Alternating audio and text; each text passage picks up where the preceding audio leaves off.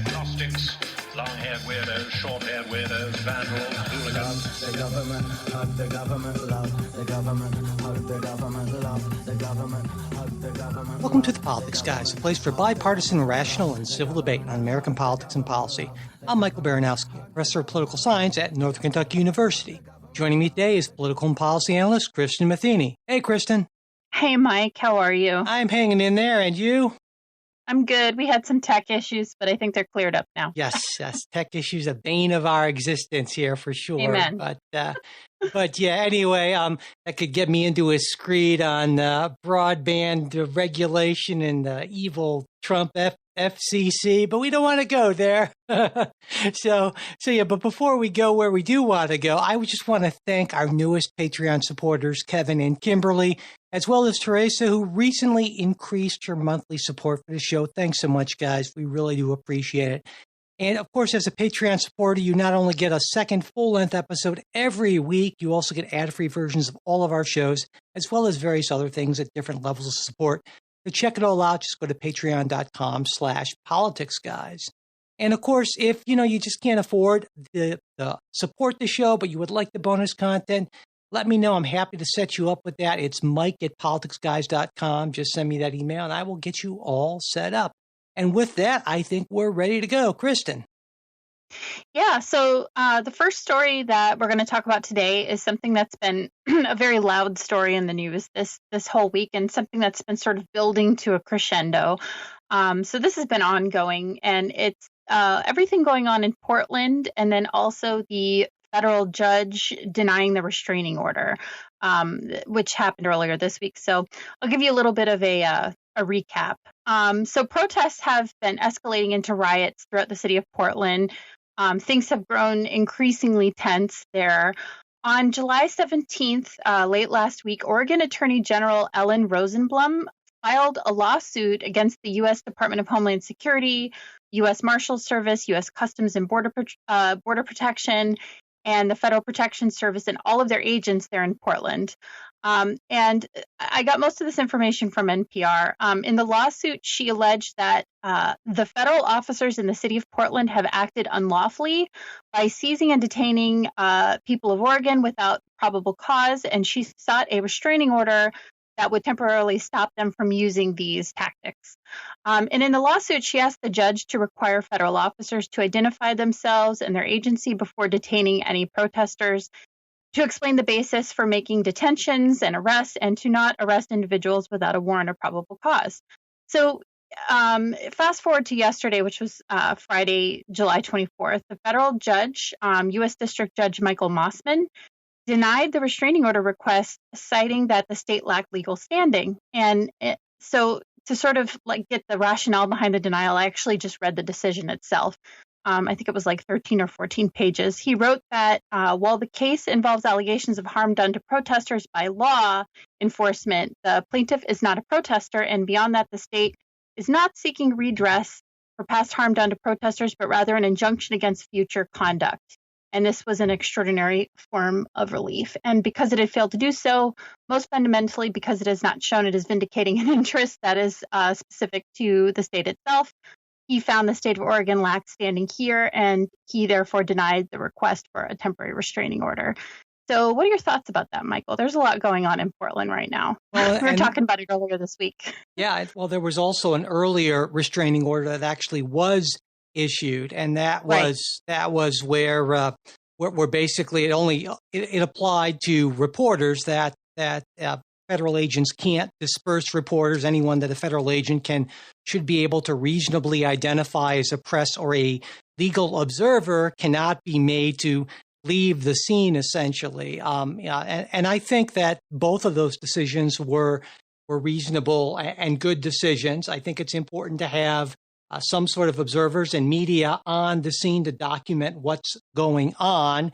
And in the second ruling, I think that it absolutely is correct that the state doesn't have standing. Now, if the case were brought by someone who had alleged that they were illegally detained or something like that, then that would be a very different issue. So I think the rulings were both correct. But I think more to the point is the administration's strategy in Portland. And it's pretty clear to me that, and pretty clear to anyone, this is not an opinion, this is a matter of fact, is that crowd size has increased, the number of incidents have increased, and the severity of the incidents have increased significantly since the arrival of federal forces. In fact, if you take a look at some of the incident reports that were filed before and after, the ones before the federal forces arrived were mostly graffiti-related things. There were a few other things, but it was largely graffiti, which, hey, you don't want that. But now it's setting fires and throwing bottles and batteries and blinding agents with, or attempting to blind agents with lasers and so forth. So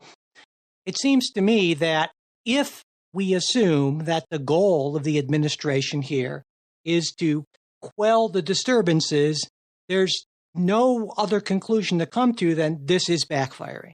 Because if you go in wanting to stop disturbances and you go in and they increase substantially, then you have failed in your goal. And I'm wondering if you would agree with that. I guess I'm having a hard time trying to wrap my head around that train of thought, because I mean, let me try to make it clearer then. So before the federal agents came, there was minor vandalism being done. There were small crowds that were, 50, 100, kind of minimal levels, but certainly, there were crowds and there was vandalism. And so what I'm saying is that there was a low level of violence and there was a low level of crime being committed. This isn't my opinion. This is just a fact. And everyone, I think, would stipulate to that. So federal forces come in. Then we see the crowd size increase. We see the violence increase. And we see the severity of the incidents increase. And so what I'm saying is that if the goal of the federal response was to go from minimal violence and property damage to none, and if in fact, as we know to be the case, that property damage and violence has increased with the arrival of federal forces, again, none of this is opinion, this is all fact, it's hard to say anything but the federal response has been an abject failure, because you're getting exactly the opposite of what you hoped to get. So that's the logic. And again, this isn't an opinion. This is just, we look at before and after. And so I don't see how anyone could say that the federal response has been, to this point, anything but a failure. That's my logic. I guess what I'm having trouble with is culpability, because you have a volatile situation. Now, the goal of federal agents going in and trying to quell the violence wasn't necessarily to quell, sort of like person-on-person acts of violence. It was mostly to protect private property. I mean, that was made pretty clear last week when, federal agents started coming into Portland and they started making arrests and things started hitting the news cycle. I think that the goal was to protect private property, because there was a lot of private property being damaged. There were cases of arson. There was a lot of unrest, and there were a lot of people in Portland that were calling for this action because they felt unsafe. And this is something that's not just exclusive to Portland. This is something that's going on across the country in big cities. And in some cases, there are mayors of these big cities. I'm thinking mostly of Kansas City, and we'll get into that with Operation Legend later. But there are cases where there has been an escalation in violence over the past 4 to 6 months. And so, mayors are a bit desperate and asking for help from the federal government to come in and quell this violence. In the case of Portland, though, I mean, I think there's a big distinction there, because they were brought in with the goal of protecting private property. And I guess I just I don't want to paint this with broad brushstrokes, but I'm having trouble wrapping my head around the culpability issue, because you have people who, go ahead. No, I think we're conflating two issues. Let's maybe put the culpability issue aside. I'm willing to have that discussion. And certainly I'm willing to admit and happily admit that people shouldn't be destroying property. I'm just talking about this in strictly pragmatic terms. If you say property is being destroyed, we should do something about this. You go and you do something about it, and all of a sudden, more property is being destroyed. It's difficult to say, wow, we've been very successful. This is putting the culpability issue aside.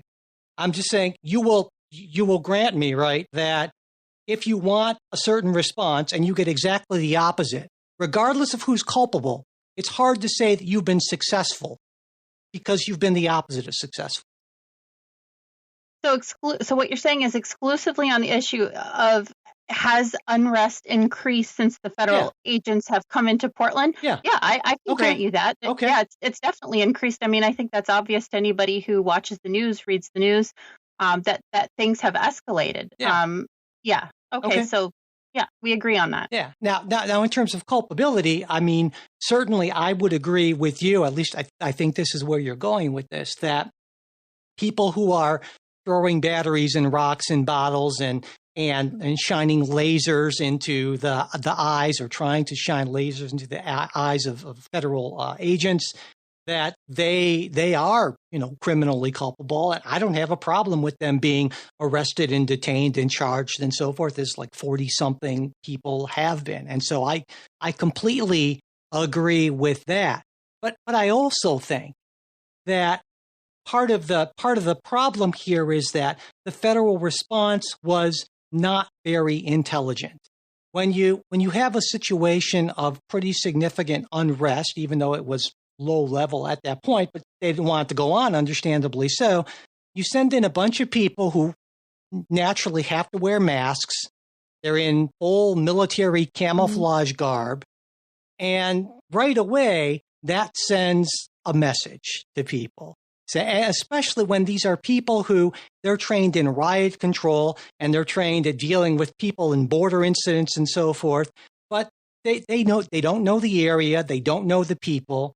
This is why it's best to work with local force here. If you treat protesters as rioters to be, if you assume that everyone is a potential, arsonist or something like that, you're going to get a response exactly like the response we're getting. And so regardless of who's culpable, and I think there's culpability on both sides, this strategy is not working. And I don't think that doubling down on this strategy is going to make it any more effective. If anything, we've seen just the opposite. And so just from a pragmatic standpoint, I think the federal government needs to step back and take a look at what it's doing and how it's doing it, and take some lessons from what we know about best practices of I even hate the term crowd control, because what the agent should be doing is sending the message that we are here to protect your First Amendment rights to speak and to protest, and we want to make sure that happens. And there are these criminal elements who are not allowing that. So if you help us in identifying them, our job here is to protect you and allow you to do this. But that's not been the approach, and I think that's the crux of the problem.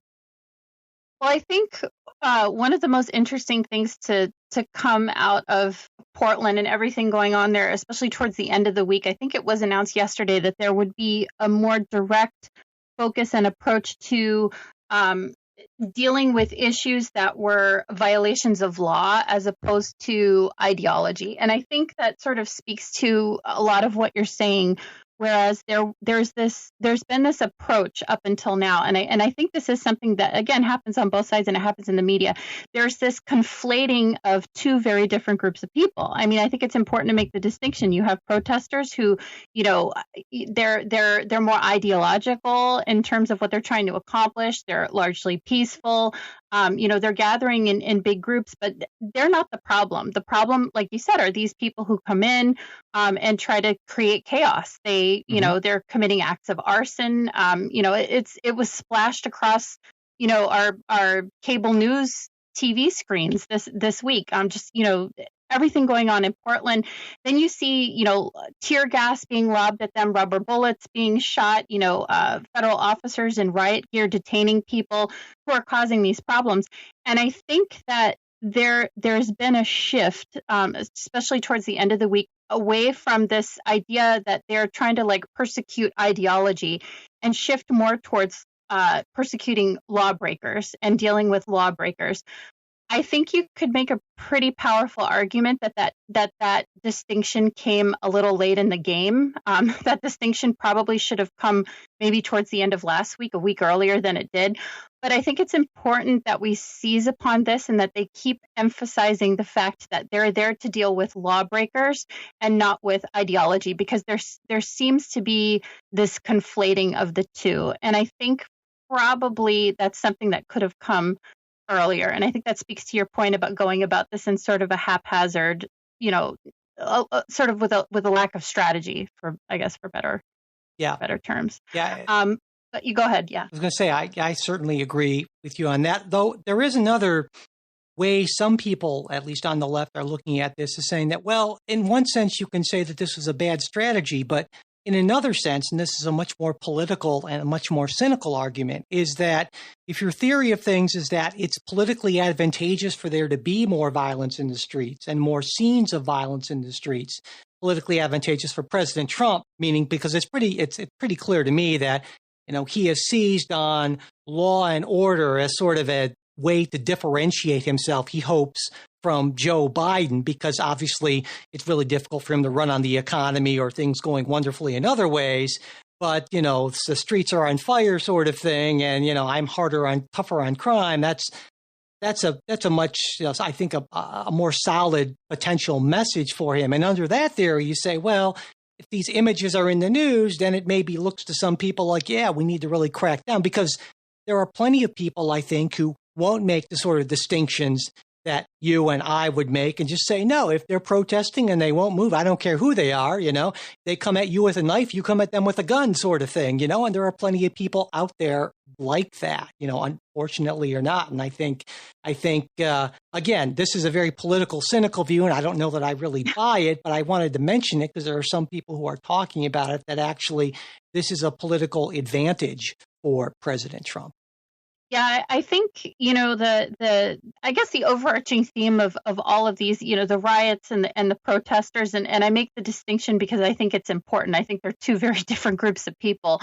I think that, what the riots and the rioters specifically portray on the news is this sense of chaos. And I think depending on which confirmation bias you're adhering to and what you're looking for in the news, you're going to see something sort of shaded, according to your own political ideology. I think, seeing chaos in the streets, these images coming out of Portland. I mean, it's obviously really difficult for me to step out of the shoes of being a Republican, because it's a part of who I am. But if I'm being as objective as possible, if I'm looking at the images coming out of Portland, I flipped around the news this week. I flipped around, from CNN to MSNBC to Fox News, because I wanted to see how all of this was being reported. And Portland was everywhere. It was the top story on just about every, late night news show, primetime news show this week. And it was being reported very differently. And what I saw were, interestingly enough, the same images. So it was a lot of, situations where there's arson. And then, of course, there's crowd control, these federal agents coming in with riot gear, tossing tear gas. But it was just utter chaos on every single channel. But the way that the reporters and the pundits were talking about it was very different. It was being portrayed on CNN and MSNBC and, some of the alphabet channels as just sort of this protest that had escalated. And it was because these federal agents were there that all of this, escalated to this extent. And if you turn on Fox News or OAN, you get a very different story. Oh, look at these protesters, they've turned into rioters. So, I think one of the hardest things that's come out of all of this, everything that's happened since Memorial Day weekend, is trying to get a straight story and trying to understand, where the distinction lies between protests and riots and exactly what we do with this. I mean, what's going on in Portland, it's hard to ignore. I know we talked earlier this week. I have a friend who just moved out of Portland. She's a single mom. She owns a business, or she works for a business, but she was thinking about buying a business in downtown Portland, and she moved because she felt unsafe. And so it's, I think a lot of us just, I guess speaking from the perspective of just a regular American who's not involved, in the government and doesn't have a political position and doesn't work in politics anymore. I'm looking at all of this and I'm thinking, wow, this is chaos. No matter what channel I'm watching, this is chaos. It's how it's being portrayed, but it's hard to ignore situations like that, these deeply personal stories of people who have been affected by it, for better or for worse. And it was hard to get that out of my head. I talked to my friend last week and I talked to her this week. It was hard to get that story out of my head as I watched that. And I tried not to let it, color my viewpoint of what was going on in Portland, but it was really hard. And I think a lot of Americans are going through that right now. Yeah, I certainly wouldn't disagree with that. I guess I would push for a bit of a distinction. And I would say that I don't find it hard to get a straight story, that the facts on the ground are the facts on the ground. But what is difficult, and what I think a lot of people hope for, is a shared interpretation that most people can agree to. And that certainly is where the distinction is. I mean, we can agree on what's going on in Portland. We can talk about the number of arrests and fires that have been set and so forth. So that's the straight story. But where we see the differences between the left and the right is an interpretation. Earlier on, you raised the issue of culpability and so forth. So that to me is the issue. And I'm also troubled by the fact that a lot of people are not making what I think is an important distinction between the operation in Portland, which I forget the name of it, something like Diligent Valor, or I don't know, Dominate the Streets, whatever it is. It's names like that. It's got a great name, but between that and what's been called Operation Legend, and they're two separate things. And earlier before we started recording, you said you really felt we should talk about them separately, and I agree, because even though they're both law and order operations, they're very different law and order operations, and I know you're with me on that. Oh, 100%. I think it's important to make that distinction. But what I found increasingly frustrating this week was that, a lot of news agencies weren't making that distinction. They were talking about the two and conflating them and talking about what was going on in Portland. The goals are incredibly different. I mean, everything going on in Portland, the goal has been essentially to protect private property. That was the initial goal. And I think that's also fact, that, they went in there they didn't go in there to like crack heads. They went in there to protect private property. That was the goal. Now, how it played out is kind of different. Yeah, just to be clear, the goal would have to be to protect federal property, because there wouldn't be a federal role unless it was protection of the courthouse. Because protection of private property, that would be a state and local policing function. And if the federal government is going into states and localities to protect private property, I would think that real conservatives would have a big issue with the 10th Amendment and federalism issues and so forth. And so if there were not a courthouse there would be essentially, I think especially conservatives would say, no real justification for the federal government to impose its will on the state and local governments to do that. I think some conservatives would agree. I would certainly agree. But I think some would. Some of them, like you said, a lot of people aren't looking past this in policy terms and trying to see the bigger picture here. I think if you're concerned with overweening federal power, and you hear that there's violence in the streets and the government sending troops in, if you're a traditional, real kind of small government conservative, you say, well, holy crap, that's awful. So I think the role of the federal government here is and should be limited to protecting the courthouse and any other federal property. And once they step beyond that without the express consent of state and local authorities, then the federal government is overstepping its role in a very dangerous way. Yeah, there's been a lot of, I've just noticed this week, there's been an uptick in libertarian friends of mine. I'm not talking about like Rand Paul kind of Republican libertarians or libertarian leaning people, but people who, identify as hardcore libertarians having a problem with things going on. And there's been this, there are certain points where politically Republicans and libertarians, there's this real sharp divide.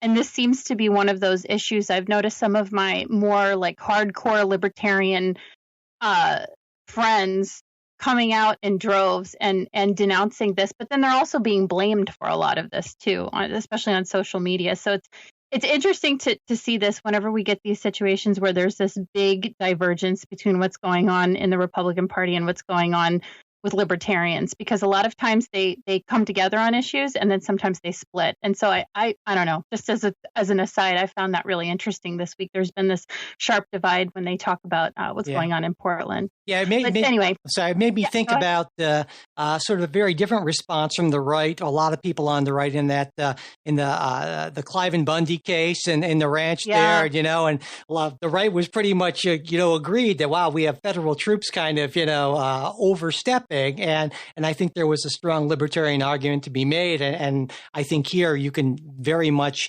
potentially make that same argument to the extent that you can argue that federal troops are doing more than just taking reasonable steps to protect the Hatfield courthouse. Definitely. So we had started this by saying we were going to make a distinction between what was going on in Portland and then Operation Legend. So I guess I'll just intro Operation Legend just very briefly. Yeah, because it's I think it's important to make this distinction, but it's also something some of my even more, I guess, educated and, more astute friends who watch the news, a lot of them were conflating these two this week as well. And they're very different. So again, the issues in Portland dealt mostly with property. The issues with Operation Legend deal more with sort of quelling this violent crime going on in some cities across the country. So the crime has been skyrocketing. The murder rate has been skyrocketing in some cities. And the Department of Justice announced the Operation Legend initiative earlier in July. And the initiative was actually named after a 4-year-old from Kansas City, Missouri, whose name was Legend Taliaferro, who was shot in his home on July 29th of this year. So not even that long, less than a month ago, by an unidentified gunman. And so this all sort of came down the pike starting on July 3rd when the Kansas City mayor, Quentin Lucas, wrote to the governor, Mike Parson, asking for assistance with this out-of-control violence and homicide rate, which had been spiking over the months prior. And so 5 days after that, White House Press Secretary Kayleigh McEnany announced that agents from the U.S. Department of Justice, the FBI, U.S. Marshal Service, DHS, the DEA, and the Bureau of Alcohol, Tobacco, and Firearms and Explosives would be deployed to the city within the next 10 days. And so on July 22nd, earlier this week, President Trump announced plans to expand Operation Legend to a few other cities, Albuquerque, Chicago, Baltimore, and Philadelphia. And so in Reuters, it said that a DOJ official said the operation was not related to the deployment of federal agents to ongoing protests in Portland. So this distinction was made. And officials noted that the goal in Portland was to protect property. Operation Legend was something very different. It was to quell violent crime. And of course, there have been I guess it was announced this week that the program would eventually expand to a few other cities in the coming weeks, Cleveland, Detroit, and Milwaukee. So these are two very separate issues, and I'm glad we made the distinction, Mike, because I think it's important. Chicago, of course, as well, and Mira Lightfoot there is kind of, I think she's made some statements on Twitter and so forth that also sort of purposely sort of tried to conflate them, I think, for political reasons. But this, I mean, people on the left are saying that, well, this is a political move by President Trump, pointing out that, for instance, that these announcements are coming from the White House as opposed to the DOJ as they typically would. And I agree with that. But just because it's a political move that he hopes will help him electorally doesn't mean it's a bad thing or a wrong thing or is overstepping his authority. And again, I'll make that distinction that these operations are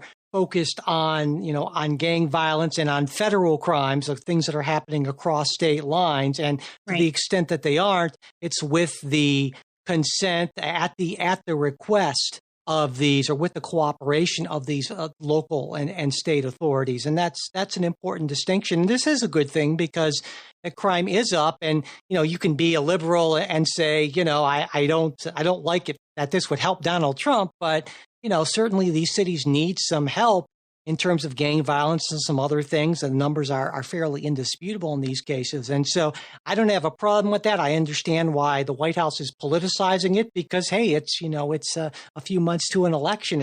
I would expect I would expect nothing less, certainly. So yeah, it seems to me to be a reasonable thing. Again, just so long as the federal government focuses on federal crimes or on giving assistance to local authorities when they specifically ask for it, and no more than what they ask for. Because my concern here is that the federal government not overstep its bounds, and it doesn't seem to me in this case that it is.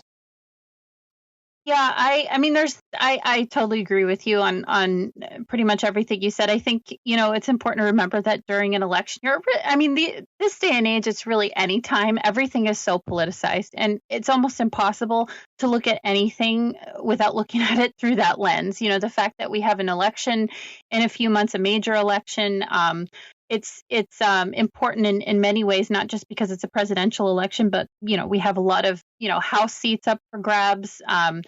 The political party fate of the country sort of hangs in the balance right now, and so everything is being politicized. And I think it's easy to see that this is something that has been politicized by President Trump, but it's also something that's being politicized on the left. You've got, Mayor Lightfoot in Chicago, who, you said, and rightly so, she's, conflating these two issues. I think she's called a lot of attention to herself over the past week for really lashing out at President Trump over, announcing that Operation Lightfoot would be in her, or Operation Legend, not Operation Lightfoot, would be in her city. And I think it's like I said, it's important to make that distinction. You have, police chiefs coming out and saying that they support this, and in Kansas City, I looked up how much has the homicide rate escalated. The homicide rate so far in 2020 is up 40%, which is what actually prompted Mayor Quentin Lucas to write to the governor to ask him for assistance. And this is what sort of propelled it all the way to the White House and to Washington. So it's, I think that this is one of those things that, getting behind it, it's a good thing. It's a good thing that this violence is being quelled. I mean, already there have been arrests made. The long-term effects of this remains to be seen. It's fairly new. I'm going to keep my eye on this one. I'm sure you will too. But, in an election year, everything is political. And, for better or for worse, this is something that probably needs to happen. I mean, nobody likes to admit something like that violent crime is up and that it needs to happen. Nobody's relishing in that.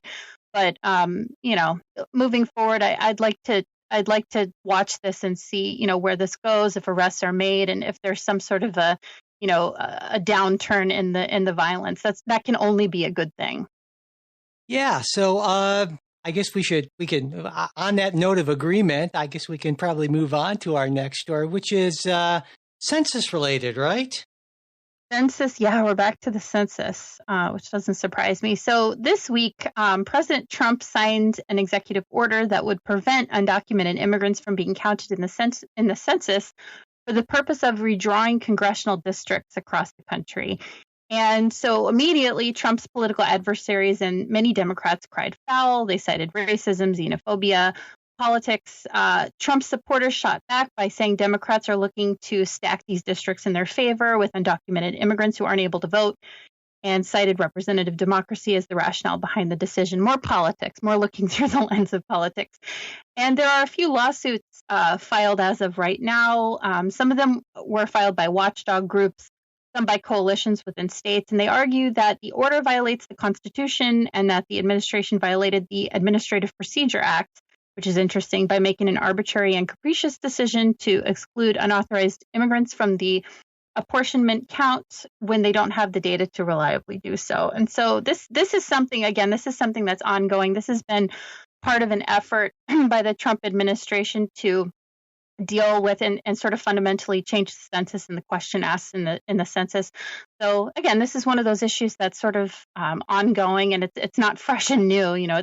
It's part of something much, much larger. And again, in an election year, it'll be interesting to see where this goes in the next few months. Yeah. This is from a legal constitutional standpoint. This is an incredibly simple issue. I mean, it's pretty clear that the 14th Amendment says it refers to people, and so there's no question that that people who are here, undocumented immigrants, do and are expected to be counted. Now, the president is arguing a couple of things, that there's a federal law that gives him authority to transmit the numbers to Congress, and that also gives him discretion in how those numbers are tabulated and transmitted. But of course, the Constitution supersedes federal law, and the Constitution is clear that it is people who are counted here. Now, the administration argues that, tourists are people and tourists aren't counted, and that's true. But undocumented immigrants are not really similar, especially given the fact that the median amount of time an undocumented immigrant has been in the U.S. is over 13 years, and that's not a tourist anymore. That is someone who is living in this country, and so legally, I think the administration knew from the outset that this would not stand. Mm-hmm. There's no question about that. But of course, this ties in with an issue that's, I think that's important to President Trump and to a lot of his base. It's not about the Constitution or the law. It's about what it means to be an American, to be counted as an American and so forth. And this, to me, ties in with President Trump's repeated calls to do away with birthright citizenship, which of course is guaranteed under the 14th Amendment, And so there are plenty of people who would say, Constitution, I don't care about the Constitution. Let's change it. Let's make sure that these people who, come from, that President Trump has said that these people who come from somewhere else and just happen to be born here, they're not real Americans. And these people, I don't care if the Constitution says that these people should be counted. We don't want to count these people. And that's the real argument. And so my response then is, okay, well then I guess you're going to want to change the Constitution, but you can't pervert the law or twist the meaning of the Constitution just because you don't like it. That's not right, whether people on the left or the right do it. So that's my take on this.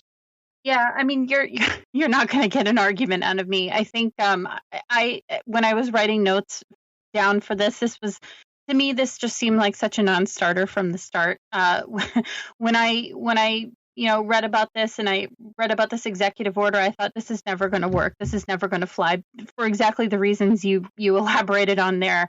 It would require changing the Constitution. And as somebody who, puts sort of the Constitution before anything else in terms of government, before party, before, my personal feelings aside, on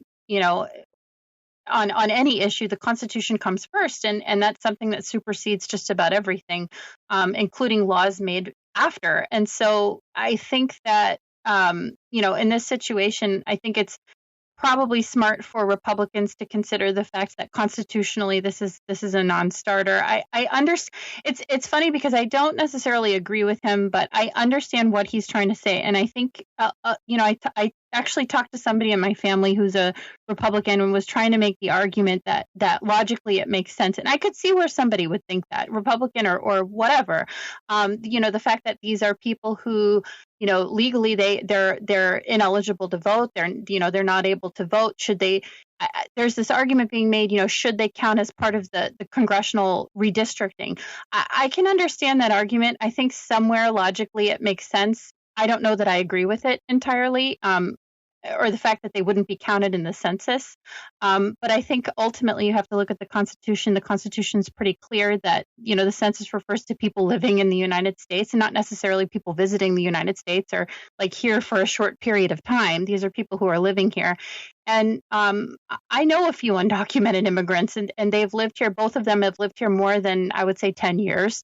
And these are people whose voices should be counted, for lack of a better term. So yeah, you're not going to get an argument out of me. I agree.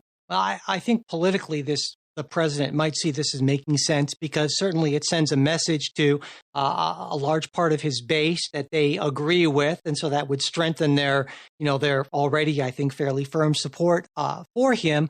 But also it might have the secondary effect of perhaps making people who are undocumented immigrants less likely to participate in the census, and given the fact that that's a group that tends to be much more, maybe you could say, concentrated in Democratic areas, and if that has the secondary effect of diminishing the representation or power even a little bit of Democrats, well, that's good for Republicans. At least that's one way to look at it. I mean, I don't think that's a legitimate way of looking at it, but that is what potentially could happen, certainly. Yeah, this is something that's played out very strongly here in South Florida, in Southeast Florida, I should say. I live in Broward County, but I lived for a long time in Miami-Dade County, and obviously there's a huge population there of undocumented immigrants. It's a large urban area, and it's a relatively blue area of Florida, just like you mentioned. And so there are a lot of undocumented immigrants there, and I know that the issue of redistricting comes up, every 2 years, 4 years. It's something that is fought over tooth and nail by Republicans and by Democrats here in Southeast Florida, neither of which have good reputations.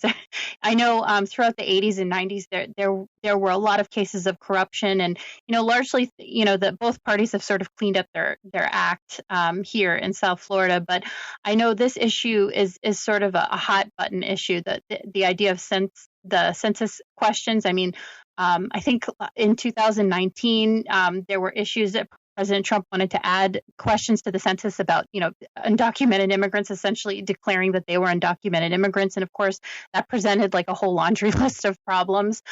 So this is just more of the same. And of course, it's being politicized going either way this year. But I don't see this really going anywhere. Yeah. And on that citizenship question, the Supreme Court actually struck that down. Yep. That was calling it a contrived reason and so forth. But, I also wanted to point out while we're on the census that back in April, the head of the Census Bureau said that it would not be able to meet its December 31st deadline to complete the census due to the pandemic, of course. Now, in legislation that the House passed on May 15th, they called it the HEROES Act. This was a almost entirely party line thing. They actually approved a delay along with an additional $400 million for the Census Bureau to, do what it needed to do under these conditions to get the count completed. The Senate has not yet acted on this, although, you might say, well, there's still time. But yeah, time is definitely running out because, of course, it's not like once Congress passes something, the money immediately just descends like from a plane all of a sudden. And so time is getting close to running out. And that's certainly a concern that I have because it's very important that we get an accurate count here. Definitely. Yeah, I actually, it's funny because the census sort of came and went here.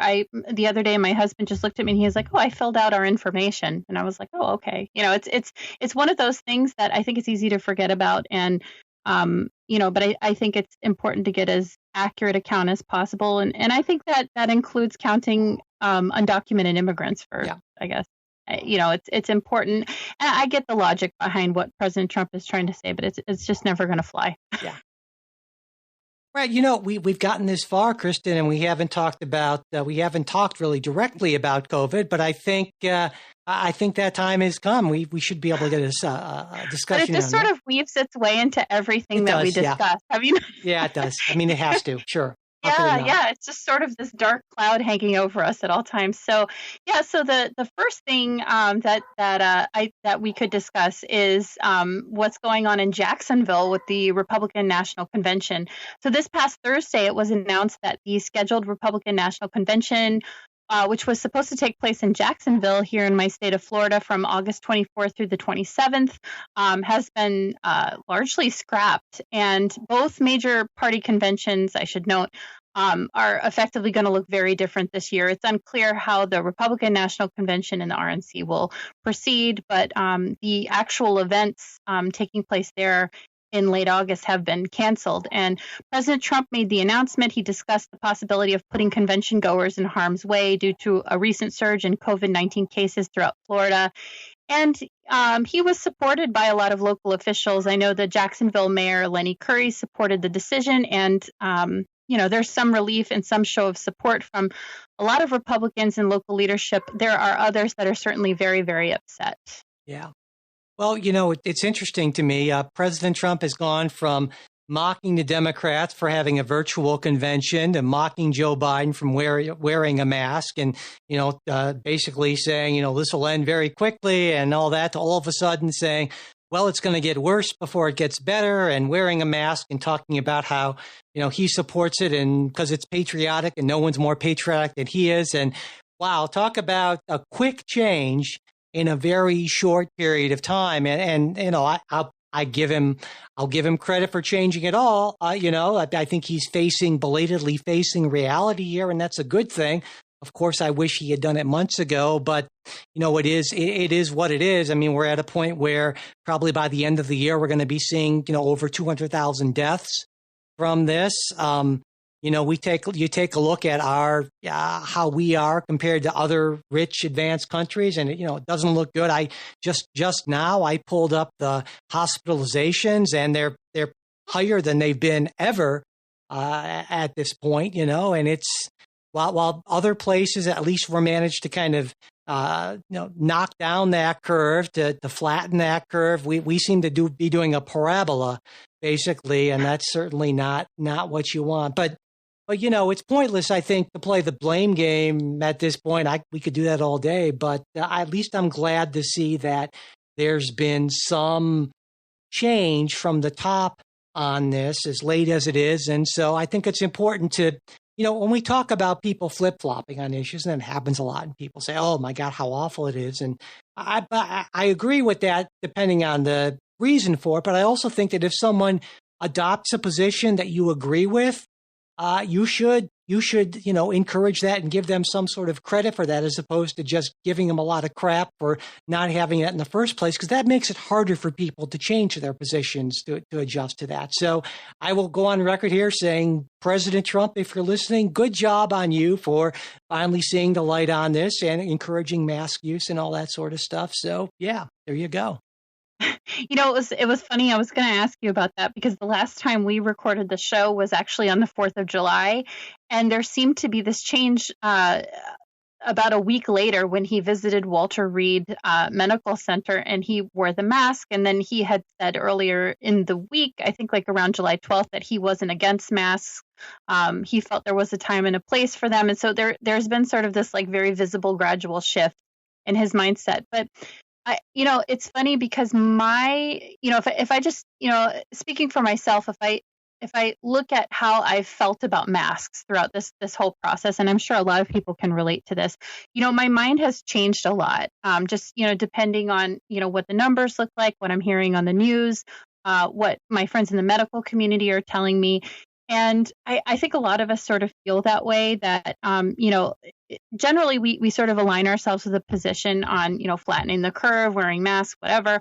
But it shifts maybe a little bit here and there depending on what we're hearing. And one of the most important pieces of advice that I got from a doctor friend of mine was that, the whole theory behind the practice of science and the study of science and medicine in general is the fact that when you have something new and novel like coronavirus, COVID-19, it's very unpredictable. And, there has been a lot of discrepancy. I hear a lot of people on the right pointing to like some CDC studies and WHO studies that suggest wearing masks, and others that don't, suggest not wearing masks if you're a healthy individual. And, there's been some back and forth. Some states have opened up, some have, tempered that a little bit, some have stayed open, some have stayed locked down.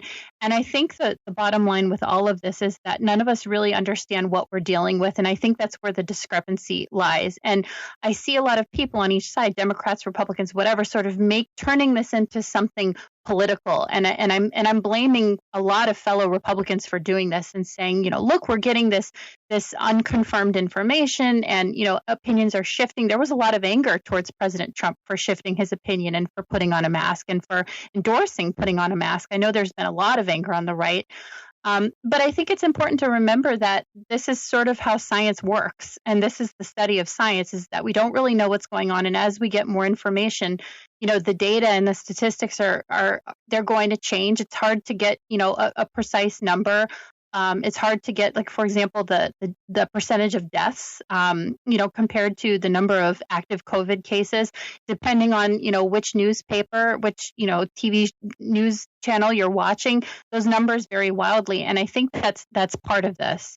And, I remember this going on in 2009 with, the flu pandemic that went on in 2009, where, we were constantly trying to stay on top of this information, but it was nearly impossible because, the virus itself was unpredictable. So I think it's important to note that just in light of the changes that in President Trump's, the apparent changes in his views on wearing masks, for example, the fact that he's changed his mind. I guess it doesn't concern me as a Republican because I think it's reflective of how a lot of people feel, and a lot of minds are changing, and I think a lot of us have sort of resigned ourselves to the fact that this is how it's got to be. As we gain more and more information each day, our minds might change on some of these issues, and I was happy to see that there was support for him, and it wasn't coming from the right necessarily, but there was a lot of support for him coming out and starting to shift his opinion, and there was support for him wearing the mask. Of course, I think there was a lot of political play there, but I like you said, I think it's important to give credit where credit is due, and his mind is changing, and I think the minds of a lot of Americans are changing one way or the other, just because that's the nature of all of this. Yeah, and I don't disagree with you about, certainly I can't disagree with you about the nature of science. Things do change, and we're supposed to adapt new information, though I still I want to make this clear. While I'm happy when I see changes in a direction that I think reflects what we know, I also believe that there has never been and is still no real national strategy on this. And it's clear to me that there won't be one unless we get a new administration. And that when you compare our, say, cases per 100,000 or hospitalizations or deaths and any sort of reasonable comparative metrics, the countries like the United States compare us to Canada, for instance, right across the border, and we're just doing a lot worse by almost any metric. And I will again maintain that the biggest reason for a major reason for this is what I consider to be the largest and most tragic failure of national leadership that I have seen in my lifetime, and I think we've seen in a long time, perhaps past that. And my hope is that enough people will recognize that, so that in January of 2021 and beyond, we can actually get some sort of a coordinated national response, because it's not going to come from this administration. But having said that, again, even though I think that this has been a tragically awful response by the Trump administration,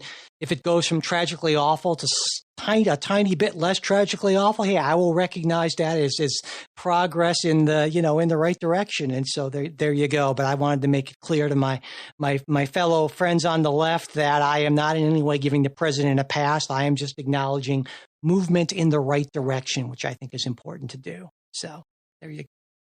Okay, so my question to you, and again, this is something that I've asked a lot of my Democrat friends, but I figure you can probably give me the best answer on this, is how would you rate the leadership of state political officials, so governors, mayors, and I'm having a hard time trying to, I guess, get a straight answer about, for example, like Governor Cuomo and some of the policy decisions he made that, really detrimentally affected especially elderly populations by, he made this decision to house COVID positive patients in nursing homes, and it led to a lot of unnecessary deaths. And I guess when I'm looking to point the finger and play the blame game, I guess I want to do it holistically. So I guess, what are your feelings about that, and how would you rate the state leadership, in different, not just New York, but in different states regarding the response to COVID? I think it's been incredibly variable. I think, for instance, there are states like Kentucky where I think there's been a very good response, and I think it's been reflected largely in Kentucky's pretty good record, actually, on that. And then there have been states where I think the response has been far more questionable, and Florida would jump to mind. Georgia, we talked about that last week with Governor Kemp's decision. But, and I think certainly New York was an interesting case because that was at the very beginning when we knew as little as, we knew a whole lot less. And so it's a shifting situation, and the governors and states have responded in I think, again, with a high level of variability. I tend to grade on much more of a curve earlier on because we just knew a lot less, as opposed to now when there's a lot more solid information on that sort of thing. So, but for me, again, back to the national level, and people sometimes say, well, what do you mean by a national strategy? And that's a fair thing to ask. And I think there are two elements as far as I'm concerned. Is number one, I would have liked to have seen much more aggressive use of the Defense Production Act to make sure that there was a pool of equipment and supply, so that, because even now states are still bidding against each other for various things. And I think that's just really a bad idea for a lot of reasons. And secondly, I feel that there should have been, even though I believe a national mask mandate that, say, back in late April, maybe early May, when it was pretty clear the CDC had changed its guidance based on the evidence, then now I think constitutionally that would be an issue, but I think also it would have been much less of an issue, as I mentioned when I was talking with Jay last week, if we would have, for instance, tied federal aid to states instituting a statewide mask mandate. States would grumble about that, but the money would be too much of an incentive, I think. And so that would be a way to kind of get around that. And it's pretty clear to me that that's the sort of thing, those two things together, I believe, would have saved a number of lives and really helped us to flatten this curve out. And not only that, it would have made it a lot easier for businesses to open a lot sooner and to get the economy back on its feet. So that would have been the sort of national response I would have liked to have seen and that we haven't seen. So I want to make it clear this isn't just, oh, Trump sucks. I have actually ideas about what I think a more responsible administration would have done on that point.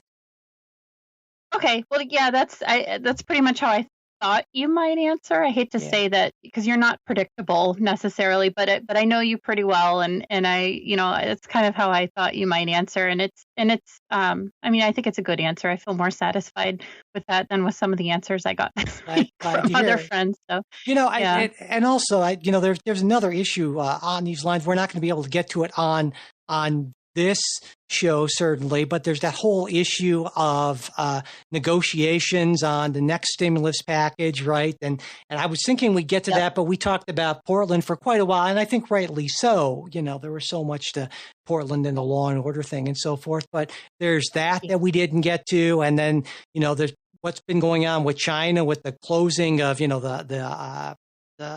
in Houston, right? The consulate, the word slipped. That was my favorite story this week, actually. I was really looking forward to talking about that one. And we are going to get to that, the stimulus negotiations and maybe a little bit on the presidential race, and who knows, maybe even a little bit on Justice Ginsburg, whose health is, again, fairly, been an issue now. So if you are a supporter, you will get that in the midweek show. And if you're not, you know how to become a supporter, patreon.com/politicsguys. Just go to politicsguys.com and you'll see the links, that sort of thing. But before we go today, I think we should end things on a lighter note on our weekly recommendations.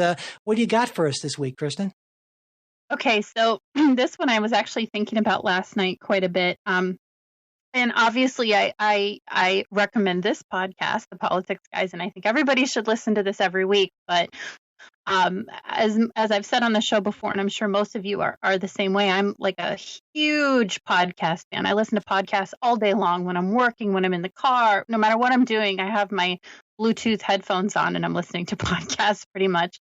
And one of the and it's funny because it has to do with politics, but it doesn't have to do with politics. There's this podcast that I recommend, and I just totally binged it this week. And it was such an interesting diversion for me. It's called Missing in Alaska. I don't know if have you heard of it, Mike? I haven't. No. It came out earlier this year, I think in May, sort of in the midst of COVID, and I just discovered it. It's essentially this freelance journalist in New Orleans has been researching for almost 10 years the case of it's the missing persons case, but Representative Hale Boggs from Louisiana and Nick Begich from Alaska, their plane went down in Alaska in 1972, and their bodies have never been found. And I thought it was going to be kind of I lived in New Orleans. I went to college in New Orleans at Tulane. And so, I'm familiar with the Boggs family. There's a building and a hospital named after them right on campus. But, I thought it was going to be kind of like this straightforward missing person sort of true crime case, but it took this crazy mafia twist, and there were all these like twists and turns, and it was really intriguing. And I found myself sort of like wrapped, my attention was totally on this podcast, and I was enveloped. So it's a good diversion. It's interesting. There's some political intrigue. It's a bit of a thriller in some ways, and I highly recommend it. Again, it's called Missing in Alaska. Very cool. Awesome. Yeah, it was cool. What about you? Well, I've got this is not going to be a surprise to you, Kristen. I have because I mentioned this earlier this week in our Slack group, but I have a weird little kind of goofy recommendation, I guess. Earlier this week, I offered to help somebody out with a situation. I said, I can help. And it made me think about a song. There's this old 1970 song, huge hit back in the day called I Can Help by a guy named Billy Swan. And I was kind of a catchy, kind of, light bubblegummy sort of song. And I went searching for it because, you get a song in your head, right? You're like, I got to hear it. Sometimes that's the worst thing you can do. But anyway, I just needed to hear it. And I went to Spotify and looked for it. And I noticed there were a couple of cover versions. There was one cover version by The Replacements featuring Tom Waits, who I dearly, dearly love Tom Waits. And I thought, I wonder what this is like. And it was a sonic experience, I guess, is how I will characterize it. And I think it'd be very polarizing.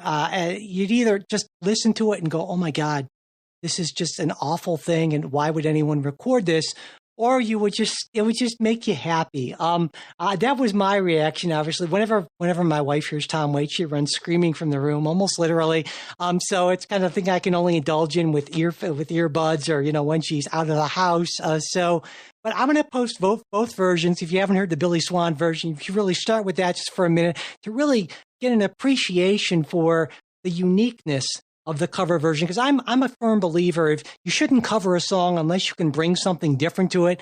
And trust me, The Replacements and Tom Waits brought something very, very different to I Can Help. Anyway, check it out. It'll only take you about 6-7 minutes tops, so it's not much of a commitment. But I'd love to hear what you think too. What side of the fence you came on? It's like, oh my God, how could you like this? Or that was just so cool. Anyway. For the record, I liked it. There you go. See, I listened to it and I thought it was pretty cool and bluesy. And I'm not much of a music person, so. Well, there you go. So at least I have one person I convinced on that. So check it out. Let me know, folks. That is it for us today. Again, I mentioned the stuff we'll be talking about on our midweek show for supporters. And also, I just want to say that if you're not a supporter, if you can't afford to be a supporter, remember, email me, Mike@politicsguys.com. I'll get you hooked up with that midweek episode. And also, if you haven't yet subscribed, it really does help us out. Also, sharing the show and leaving reviews and ratings. That really matters quite a lot. And of course, it's entirely free of charge for you to do. So if you could take a minute to do that, that would be great. Also, if you have a question or comment or something you want us to bring up on a midweek show, or you think we messed up coverage or didn't bring up something, let us know. We'd love to engage with you on the show at that. It's mail@politicsguys.com. You can also do that on our Bipartisan Politics subreddit. The link's in the show notes, as well as our Facebook page, facebook.com/politicsguys page. And we are also on Twitter @politicsguys. The executive producers of the Politics Guys are Bruce Johnson, Wilma Moreno, Andra Masker, Daniel Toe, Chris Wilkerson, and Nathan Sosnowski. Today's show was produced by us, Mike and Kristen. We'll be back with the new show next week. We hope you'll join us.